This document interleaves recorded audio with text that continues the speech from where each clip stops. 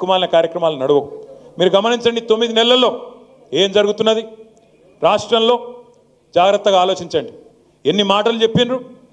ముసలోళ్ళకి పెద్ద మనుషులకి కేసీఆర్ 2000 ఇస్తున్నాడు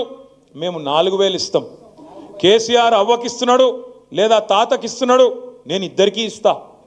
కేసీఆర్ అవ్వ తాతకి ఇస్తలేడు నేను ఇద్దరికీ ఇస్తా అన్నావు ప్రభుత్వ ఉద్యోగులు ఉంటే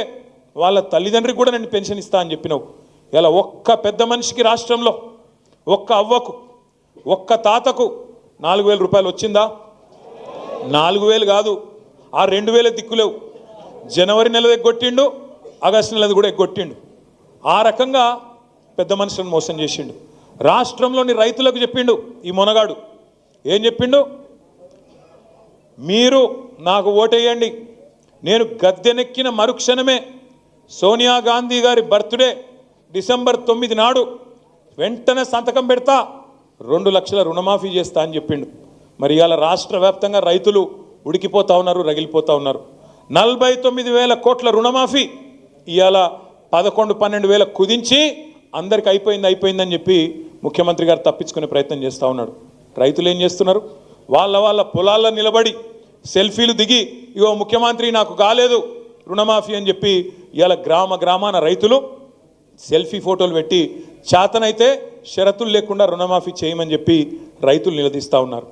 కేసీఆర్ గారు బిచ్చమేసినట్టు 10,000 ఇస్తున్నాడు రైతు బంధు నేను 15,000 ఇస్తా అన్నాడు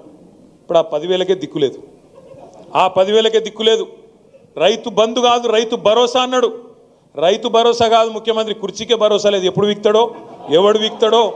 నల్గొండ బాంబా ఖమ్మం బాంబా ఆ భయంలోనే బతుకుతున్నాడు 9 నెలల నుంచి తప్ప రైతు భరోసా లేదు ముఖ్యమంత్రి కుర్చీకే భరోసా లేని పరిస్థితి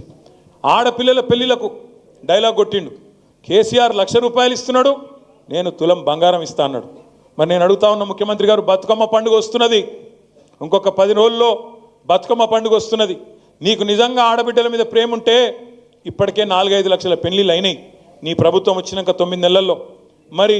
ఆ 4-5 లక్షల మంది ఆడబిడ్డలకు కూడా తప్పకుండా తులం బంగారం చొప్పున వెంటనే ఇయ్యాలి దాంతోపాటు ఈ పథకం కూడా వెంటనే ప్రారంభించాలని చెప్పి కూడా నేను డిమాండ్ చేస్తూ ఉన్నా ఇట్లా ఒక్కటి కాదు తమ్ముళ్ళకి చెప్పిండు చెల్లెళ్ళకి